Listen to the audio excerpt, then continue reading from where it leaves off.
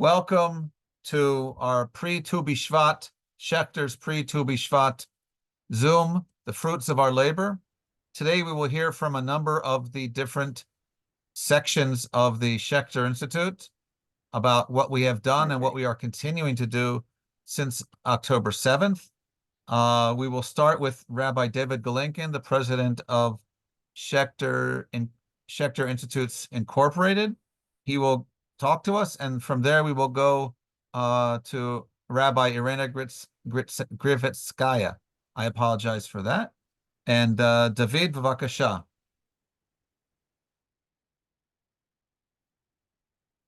And it seems that David has frozen, which is an issue. David, we lost you again. Okay. Since we have lost David, I would like to ask that Rabbi Irena Grivitskaya start with talking on this until we get David back. Once we get back, we can have him talk about what he needs. David, we still can't hear you. Okay, can you hear me? I hear you now. Go ahead. Guys, it's not working. Just a minute. Sorry.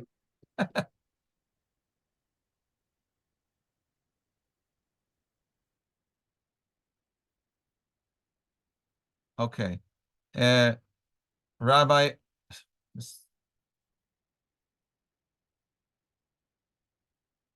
okay, Irena, why don't you start? And when we get David solid, we'll go back to him. Irena, you're on. Okay, great. So hello, everyone. I'm happy to be here. And what I was going to tell you is a few words about a different war that has not ended, the war in Ukraine, and what we are going there and how people feel there after the war in Israel started. So actually, in 24th of February, there will be 2 years since the war in Ukraine started. People already have forgotten. It's not so much in the news because different situations now in the news or the world thinking about different things. And yet the situation is not it's not that it's not better, it's actually worse. It's getting worse and worse every day in Ukraine for the people who live there. And it's important to understand that people cannot leave Ukraine. It is still the situation that men between 18 to 60 cannot leave the country, which means that all their families and all those who want to stay with them are staying there. So the simple solution for all the Jews to leave is simply not working. So that's the situation right now. I actually came from Ukraine just a few days ago. I've been in Ukraine for the Ben Title's Press Staff Seminar, the preparation for our summer Camp Rama, which we are doing every year. This year we had this camp in Ukraine for 120 kids. And next year we are going to have the camp for 150 kids for a longer period of time. It is really hard to live under war. We are still in the emergency situation in Ukraine. We have apartments that we rent for people who ran away from Kharkiv and from Kiev sometimes and cannot come back. Some of those people, their houses were bombed and they have just nowhere to go. Western Ukraine is relatively safe, but from the 1st of January, there are massive bombings in all major cities that we have communities, in Kiev, in Kharkiv, in Odessa. I can tell you that even in Chernovitz, there were not bombings when I was there in Chernovitz area in Western Ukraine, but there were sirens, which sometimes means that you simply cannot sleep. Since it's not like in Israel, a short time, since there are precise systems to let you know where it's going to fall and like you have 10 minutes to wait, there sometimes it can last for hours, the sirens. There are many people who were killed in this war. I think we don't even know the statistics yet. Maybe one day we will find out how many people from both sides were killed in this war, but it's really felt in the streets of Ukraine, since everybody has friends and people they know. And especially it's felt because there are the desire of the government to find new soldiers, which actually puts a lot of pressure on all the men in that years, that sometimes it's a scary future. Those people who wanted to go and who thought they're fit to go to the army, they already left to the army. And we have people in our communities who serve in Ukrainian army as soldiers and as an officers. We have our counselors who are in the army. But by now, those people who think they are not fit are really scared that they will have to go to the army, which means that sometimes people are simply scared to go out of their houses. And in our community, sometimes people just come for Shabbat, and that's the only time when they go out from their houses, being scared that they will be just taken on the streets. So it's very tough reality to live in Ukraine, and yet we are trying to have a Jewish life and community that will support people who are there.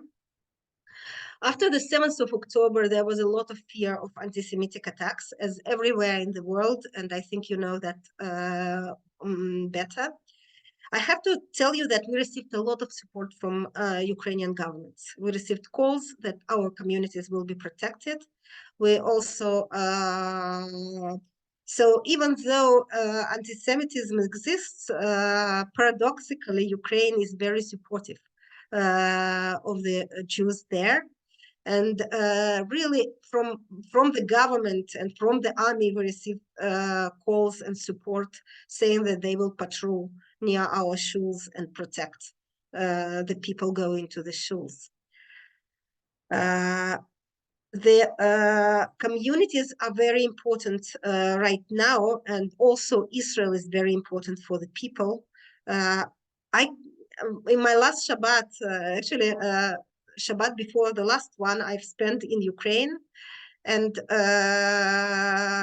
there the tradition is that every prayer starts with the prayer for Israel, for the return of the hostages, and every prayer ends with a prayer for Ukraine. So both those things are actually in the picture, and people start their every prayer with one thing and end with the other. Ukrainian Jews really want to do more for Israel. When the war started, they started the campaign to raise money to help people in Israel. And I have to tell you that the economic situation now is really, really tough in Ukraine. People cannot work. There's no employment for many reasons. And it's really hard, but it was very important for them to support people who are here in Ukraine. It was very scary for them. So this was about symbolically raising money for Ukraine. And David will tell you that I came back from my last trip with money from Ukrainian Jews to Israel. And when David wrote to our leader of our Chernovitz community, he wrote to him that he appreciated that effort. He received the answer that they wish they could do more, and they hope that one day Ukrainian Jews will be able to do more for Israel. And I want to end it with sharing with you a video that our communities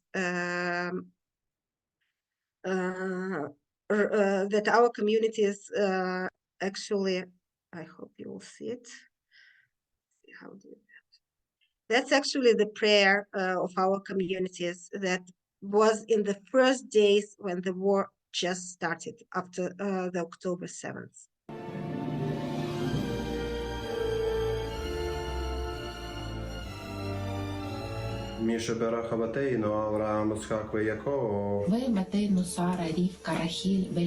هو يبارك التشويه مدينة إسرائيل. החיים תחת היויים. המדים של גדילי הרס ומעברת. הקדוש ברוך הוא יחזק את ליבם ואת כושר עמידתם בעת משבר עד יעבר זעם. שלח נא בכוחך הגדול. עזרא ומרפא לגופם ונפשם של אחינו.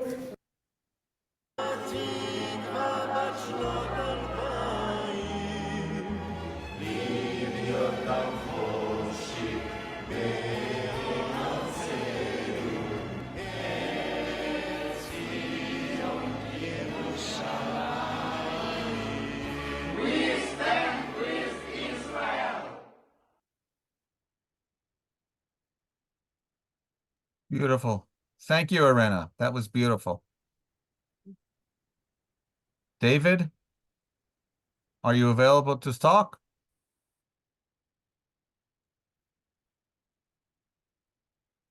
Okay. I don't have David with us right now. So let's go to Bar Yerushalmi from Neve Schechter. Bar is the curator of the Neve Schechter Gallery in Tel Aviv, as well as an amazing spirit and artist by himself. He's going to talk to us a little bit about what we are doing, what Neve Schechter has been doing and is doing, and he will highlight one of our new projects. Bevakasha, Bar. So, hello everyone. I hope you hear me well. I'm here to be your moment of hope and a bit of good news in a way. For the one of you don't know us, so Neve Schechter is a center for contemporary Jewish culture, and we have the gallery which reside within that center. So we're an art gallery that deals with contemporary art within the bigger vessel of Jewish body of knowledge. We do many things. We do strange things. We do artistic things. And but our biggest hope is to connect between culture and the experience of culture and art, and the idea of Judaism as almost like a baggage of ideas and dreams and heritage, and to create a contemporary moment and reflection on life. And we have a very strong sense of social engagement. Our logo is Abracadabra, which comes from Aramaic. I create as I speak. And this is also what I'm here to present to you today. I want you to imagine a vessel, a huge vessel that collect prayers and heart wish. I want you to imagine a gallery that all of a sudden is being transformed into a digital radio station that is going to broadcast these prayers and heart wishes 24/7 to the world. This is the part of the power of art. It can do strange things. And so Radio Tfilot, or our English translation, or radio, AWE, as in that sensation in front of the divine, in front of something that is bigger than us, is a project that is there to collect the very, very deep notion of people, the very basic things we know how to do as human beings, which is to pray.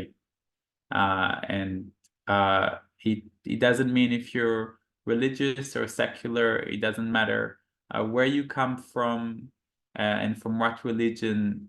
We're here to collect these prayer. The way we're doing it is that we develop an app, kind of like a mini site, that people from all around the world can just record their prayers. Josh will send you the link to the website so you can see a bit more.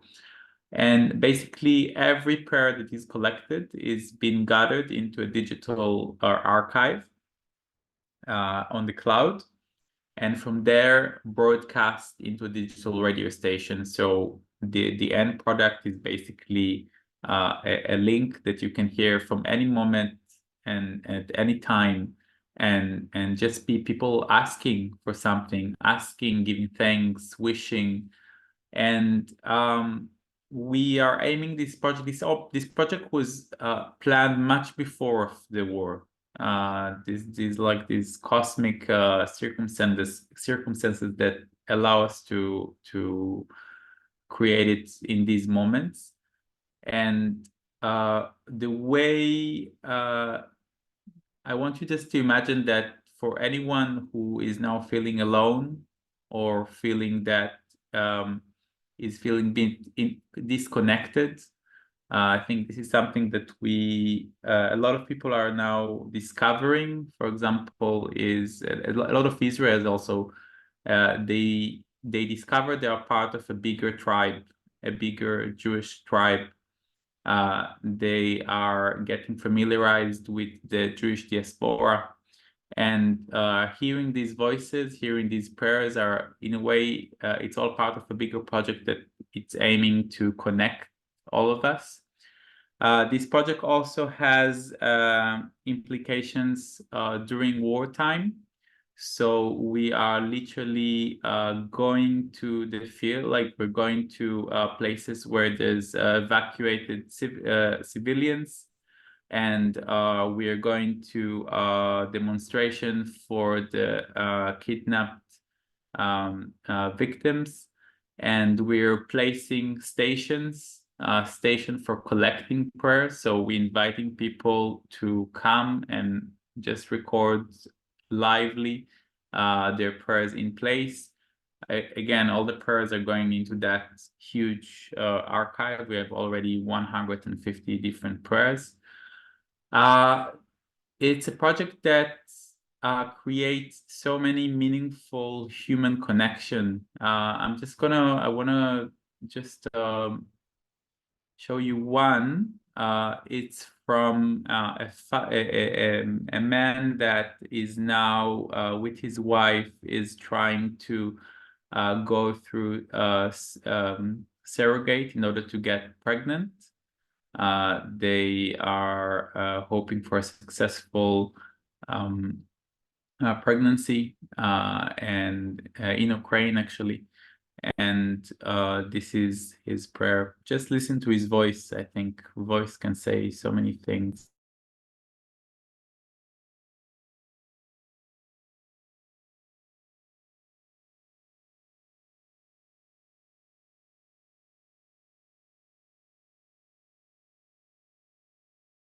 You're on mute. Bar, you're on mute. No, back on mute.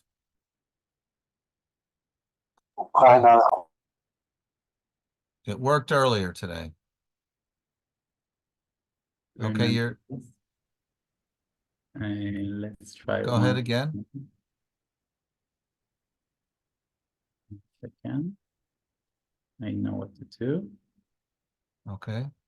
And hit it. מבקש שתימצא במהרה באוקראינה הרחוקה ובמקום אחר, פונדקאית, שתקלוט ברחמה את שני העוברים, תלד ותהפוך אותי לאבא ואת שירי לאמא, לתינוקת או תינוק או תאומים, בריאים ושלמים, ותהפוך אותי למי שמוגדר על דרך השלילה, נטול ילדים, למי שמוגדר על דרך המילאות, אבא.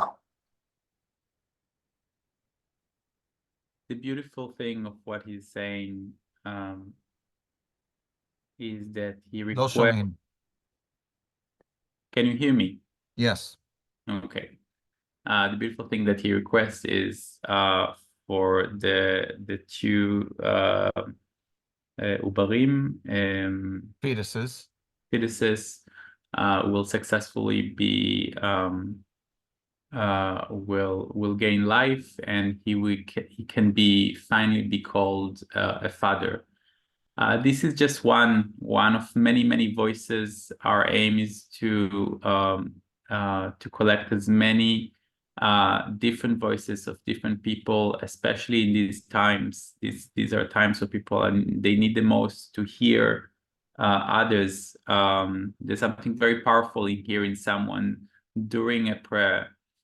We also organize workshops for writing prayers. So kind of like giving the fertile ground for people to just go through that process of what does that actually even mean? You know, each one of you, if I'll give you that exercise, you'll have to come back home and ask yourself, what does that prayer mean to me?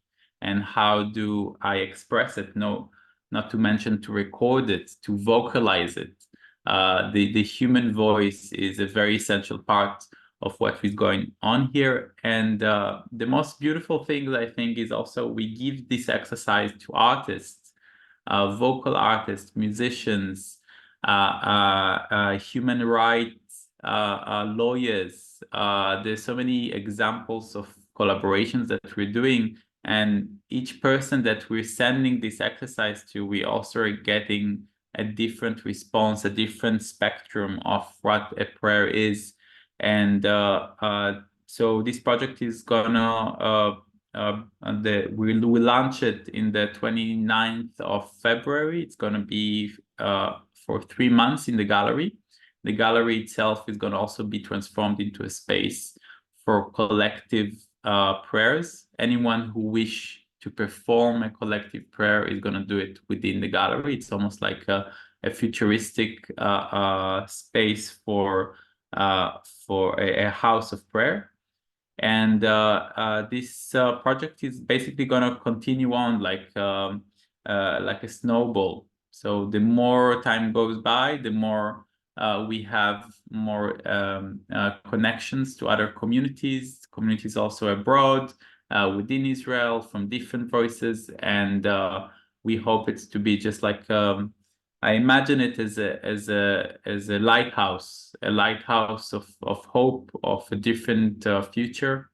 The slogan that we use is that this is the frequency of prayer. We are all in these days we are all listening to a very difficult radio station called hate and violence and death and all the fear, all the horrible words.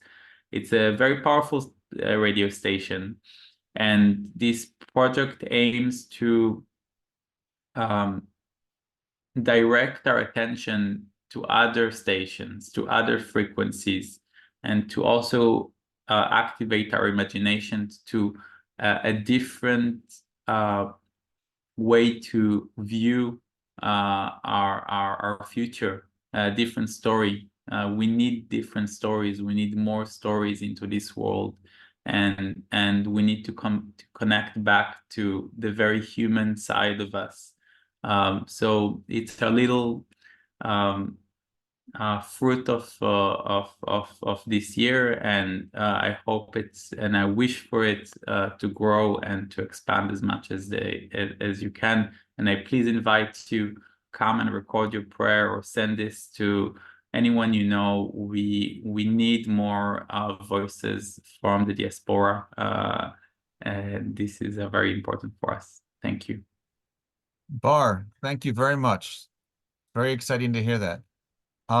Let us now go to Hannah Sirkis-Katz, if we are ready. Okay, Hannah is a graduate of the Marpeh Spiritual Care Program at Schechter. Hannah is working in nature therapy, which I imagine she can tell us more. She can talk to us about what has happened since October 7th. And Hannah, bavakasha, the floor is yours. Thank you. So as you said, Josh, I learned in Marpeh program some years ago to be a spiritual care. And I think I won't exaggerate if I say that it changed my life. Studying in Marpet, I really don't want it to sound like a cliche, but it did. When I started my new career some years ago, I really wanted to deal with people's soul, touching their hearts, or more accurate, work with their well-being. And that's what I do through Marpet. For those who don't really know what exactly spiritual care is, I would say in general that we accompany a person in time of crisis. And I always say that crisis could be something very small, like a seed of an how do you say, like olive, or like an olive tree. So it could be small, it could be big, and we accompany those people, help them to find their strengths, to find what helps them being able to get up in the morning, what make them feel they can go on with life, as we can see now very much during these times. Einat Ramon, the head of a Marpet program, encouraged students to develop their own and unique field. So some people go with theater, with art, work with psalms, for example, and of course some of them work with more elderly people or more kids or more youth. It's different.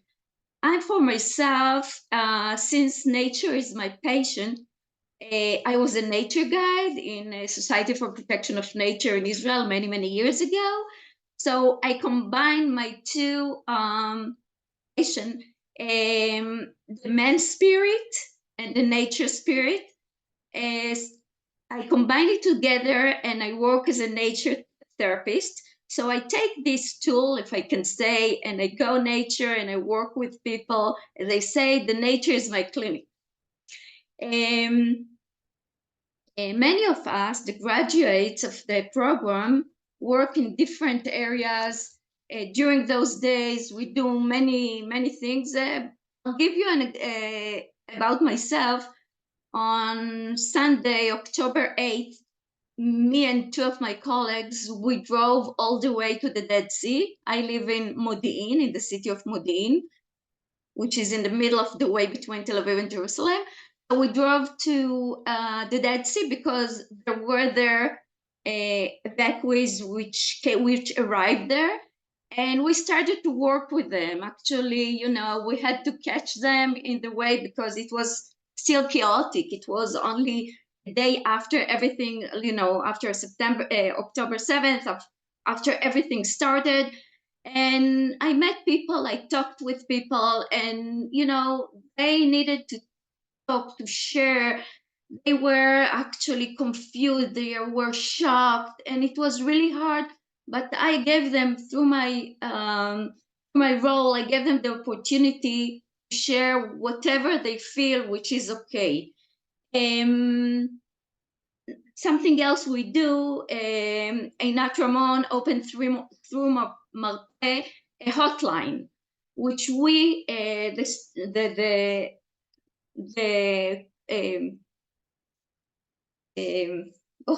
virtual care, we take turns, take shifts, and everyone has some hours, nighttime, and we speak with people who call when they need, someone to talk with and to share all their fears, all their thoughts.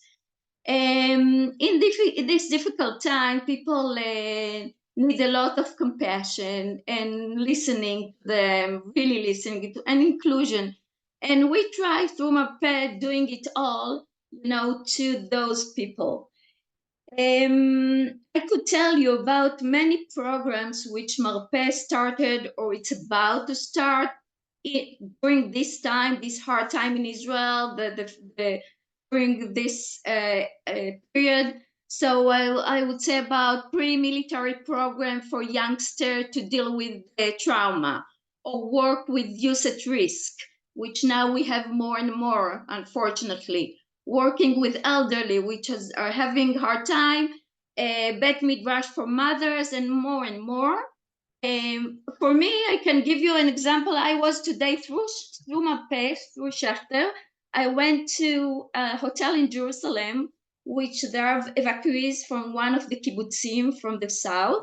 And I worked there with two women who are having hard time, who can, it's a trauma for them. We don't want it to be a post-trauma, so we try to work with it now. And I go there, and this is my second time that I went there and work with them and speak with them. And it's really, as they tell me, I feel more relief, I will say, which is a lot for this time. Marpet program provides learning that leads to action, or as we say in Hebrew, limud shemovil lidei maaseh. So we learn and we use it with people. I will conclude by quoting Maya Angelou, who said, "People will forget what you said, people will forget what you did, but people will never forget how you made them feel." So I think that in this program in Marpet, we actually learned to give the opportunity for people the opportunity to give them this opportunity, which is a lot. Thank you.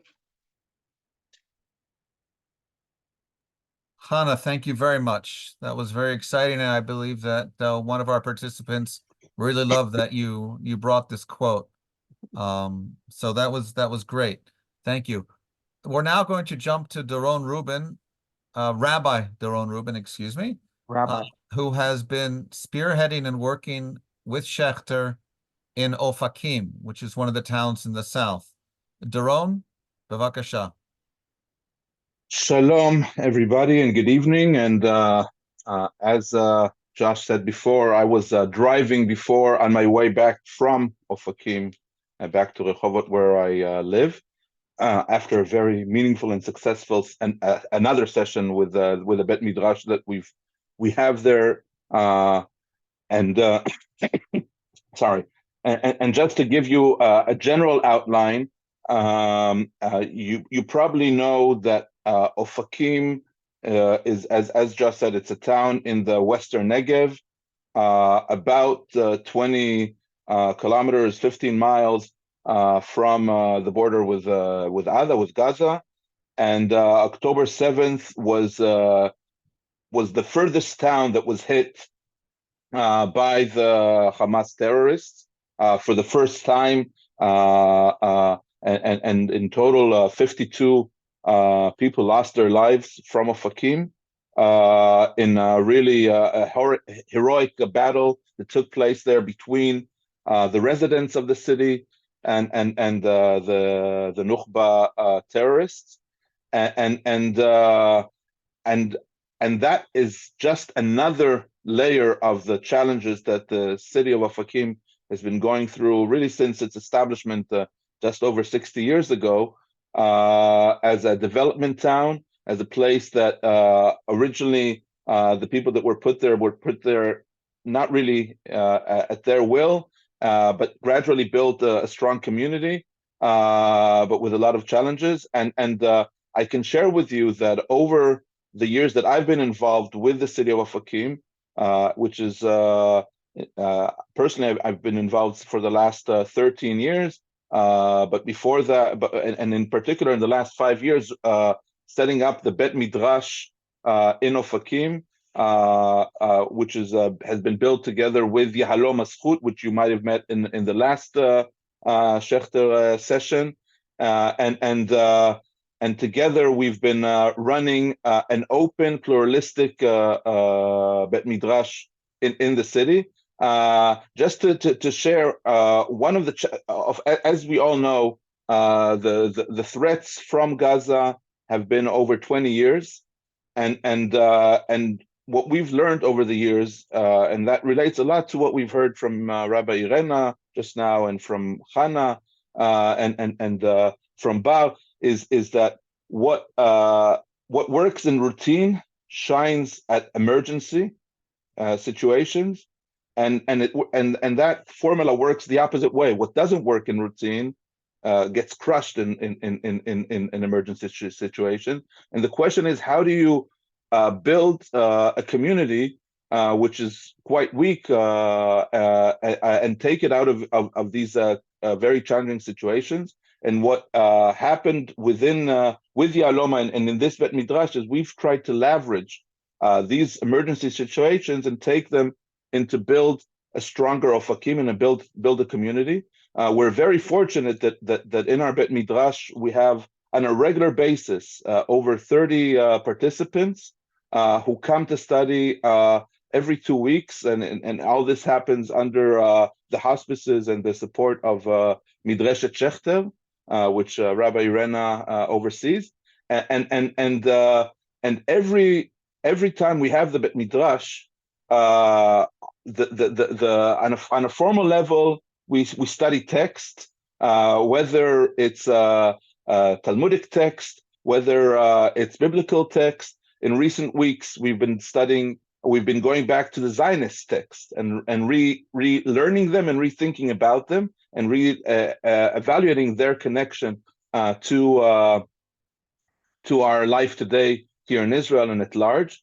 But the overall effect is both mental, and a lot of what we study together is not just the text, but how we relate to it, and in particular, how do we relate to machloket, to having arguments, to have disagreements, and to be able to live in a pluralistic and open-minded society. One of the challenges that Ofakim has been going in recent years is it's been getting extremely Haredi, ultra-Orthodox. Over 30% of the population in Ofakim today are describe themselves as ultra-Orthodox, and over 50% of the students, school students, belong to Haredi, ultra-Orthodox schools. And the question is, how do the non-ultra-Orthodox residents of Ofakim, who are very traditional, very Masorti, and have a lot of respect and pride of being Jewish, but that said, do not want to become ultra-Orthodox, how do we give them tools to relate to that challenge? And you can see how Ofakim is not going just through security threats, but also through social and identity changes and shifts. And the kind of tools that we try to bring in this Bet Midrash that Yahloma and I are running, I'm the facilitator since we started this Bet Midrash 5 years ago, is in every time that we study, is to highlight the importance of having being open to opinions that are different to ours, because as we know today in Israel, we live in a much more Kotvi society. I'm forgetting my English now. A society which is on the edges, on the extremes. Fractured. And how do we build a space that we can express different opinions and respect them and live with disagreements? And that's I can share with you that that's a question that I get almost every session that I run. In which and when we compare different opinions, whether it's opinions that we find or different opinion or different approaches in the Bible, or a machloket, a disagreement within the Talmud, or an argument between Zionist leaders. Many times the traditional approach of many of the participants in Ofakim, even today I had somebody ask me, we've been studying in recent weeks, we've been looking at the writings of Herzl and Echad Ha'am and showing the similarity, but also the differences and the arguments, and people are finding it difficult to reconnect and to understand that actually these arguments are what made Israel as a society successful, and having the arguments is what is helping us as Jews survive, and that's something that is being repeated again and again and again in everything that we try to do. And just to highlight, really, almost every session that we do it within studying the text to get back to knowledge. And it's important to say many of the students, which are people probably around their 50s and 60s, who are very, very committed to come. And I have to say, even during Corona, we met on a regular basis. The first time they used Zoom with us, and even with after the trauma and the tragedy that Ofakim has experienced, and I can tell you on a personal level, a few of my friends were killed while fighting in Ofakim. They have we've been gradually adjusting and processing the terrible experience that many people felt and gone through on a personal level, and gradually have returned to study, to begin with via Zoom, and now in the last month and a half we've been doing it face to face, which is really, really helpful. And I can share some of the participants, the first time they left their home was to come to study with us. And in the last session, we even had the privilege of having Rachel from Ofakim. Many of you have probably heard about her as the person who was kidnapped with her husband, was a hostage in her home, and was very brilliant in keeping the terrorists by feeding them and eventually directing the police to save them. She's been in Tel Aviv for months, and the first time that she came back to Ofakim was 2 weeks ago, and then she came to our session, and we feel that really we are using our Jewish knowledge not just as a way to expand our knowledge, but also as a way to process our reality. And just to summarize, one of the things that connects me to Ofakim on a personal level is actually the name of the city, Ofakim, which means horizons. And if there's anything that I think we all need in these very challenging days, is to have these new horizons, Ofakim Chadashim, and I get a lot of that enrichment and new horizons while teaching in the Bet Midrash in Ofakim. So thank you very much for listening. Doron, thank you very much. Doron. Thank you. David, Yes. Rabbi David Golinkin, I believe your Zoom is up and working now. Right. The Zoom gods are letting me speak, I hope. So I'm sorry I couldn't speak at the beginning, so I will speak at the end. First of all, I'd like to thank Josh for setting up this entire Zoom session. Normally we do text study, but we felt that at this difficult time, we should still speak about the situation and our emergency activities in Israel. I would like to thank each of our 4 speakers who are doing incredible work. Rabbi Doron Rubin in Ofakim, Rabbi Irena Gritsevskaya, both in Tel Aviv and in Ukraine, Bar Yerushalmi in Tel Aviv, and now throughout the country with Radio Tfilot, and Nina Sirkis-Katz with the Marpei program, helping evacuees at various locations around the country. I would like to conclude with the Dvar Torah I was going to give at the beginning. I was originally going to speak about Tu B'Shvat, which is coming up this week, but I decided instead to say something about this week's Parsha. It's a very dramatic Parsha, B'Shalach. The people have been enslaved for whether it's 210 or 400 or 430 years. There are 3 different versions in the Torah. They've been enslaved for a very long time. The 10 plagues, they're finally leaving Egypt. And just as they're leaving Egypt and they think that they're on their way to freedom, and the Egyptians ran after them and they caught up to them at the sea.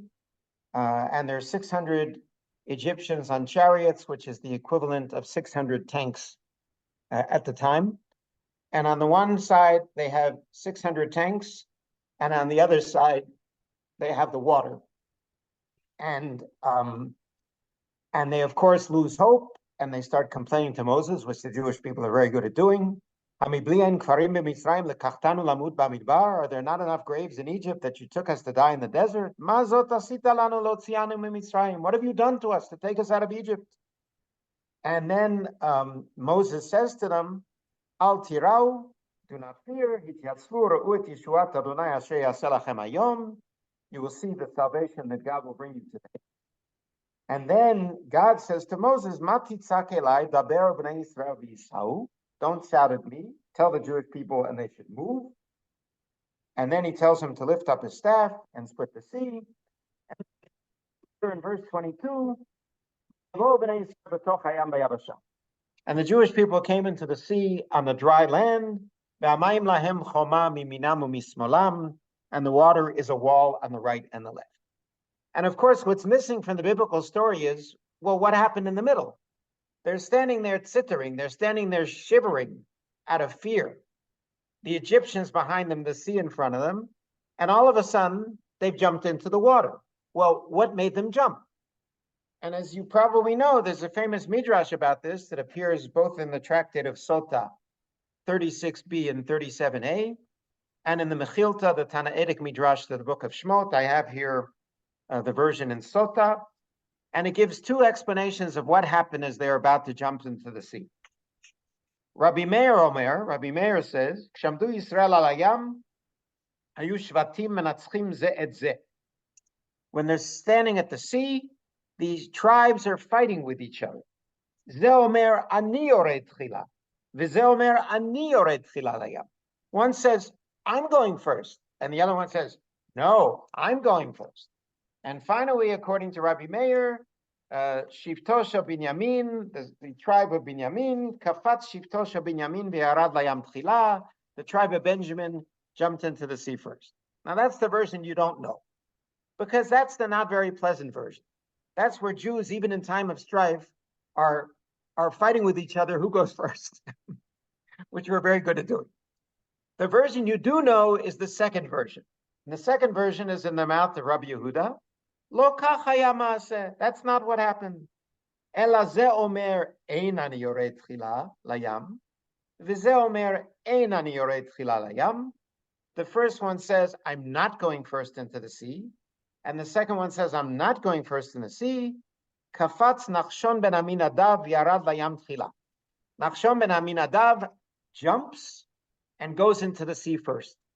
And what the Midrash does, it supplies us the missing part of the story. What happened between shivering and being afraid of the Egyptians and the water and jumping into the sea? What happened is the action of one human being, Nachshon ben Aminadav. He wasn't afraid, he jumped in, and everyone followed him. And what I think has happened since October 7th is we have seen that the entire Jewish people is Nachshon ben Aminadav. The entire Jewish people in Israel are Nachshon ben Aminadav. The entire Jewish people in the diaspora are Nachshon ben Aminadav. On October 7th, hundreds of people from all over the country, soldiers, policemen, civilians, drove down straight into the line of fire to save the Jews of Ofakim and all those other cities surrounding Gaza. And since then, hundreds of thousands, if not millions of Israelis have been volunteering on a regular basis, picking crops, helping evacuees, visiting people who are sick, visiting soldiers who were injured, and so on and so forth, just like Hannah is doing with her Marpei colleagues to the evacuees. And on the other hand, the Jews of the diaspora have come together and have given incredible support to the state of Israel, whether it's $700 million raised by the Jewish Federations of North America, whether it's rabbis and synagogues throughout the world sending food and care packages and vests, army vests to soldiers, and so on and so forth. So basically, the entire Jewish people has behaved like Nachshon ben Aminadav. And I think that this is an inspiring thing. It was inspiring when it happens in the Midrash. It's inspiring as it's happened today. We don't know when this situation is going to end, but we do know that the only way we will get through it is if we continue to work together and emulate Nachshon ben Aminadav, just as all these people at Schechter that you heard today are doing with their staffs, just as many of you or all of you are doing wherever you happen to live. And we hope that in the final analysis, we will see the Geulah, we will see the redemption the crossing of the Red Sea, getting to the other side, where we allow peace for the Jews of Israel and peace for the Jews in the diaspora. We hope and pray that that happens, but in the meantime, we thank you for your support of our Israel Emergency Campaign. If any of you would like to donate, there is a link in the chat. And we hope that next time we meet for Purim, perhaps we can switch back to regular Torah study and not only talk about the war situation. So Toda Rabah and Laila Tov from Jerusalem. Rabbi Galenkin, thank you very much. If there are any questions that anybody has, you can raise your hand, you can speak. We'll help you get the questions out, or you can put it on the chat. Either way, we await a question or two, and if not, we should all have a wonderful day, and we should see times ahead that are better. Questions? Matt, you have your hand up? Okay. Applauding. Applauding. Thank you. And Toda Rabah to Rabbi Matt for all of his work on our emergency campaign. Yishar kochacha. Amen. Rochim to Amen. you. Thank all of you. Toda Rabah. Okay, everybody, Kol Tov, Toda.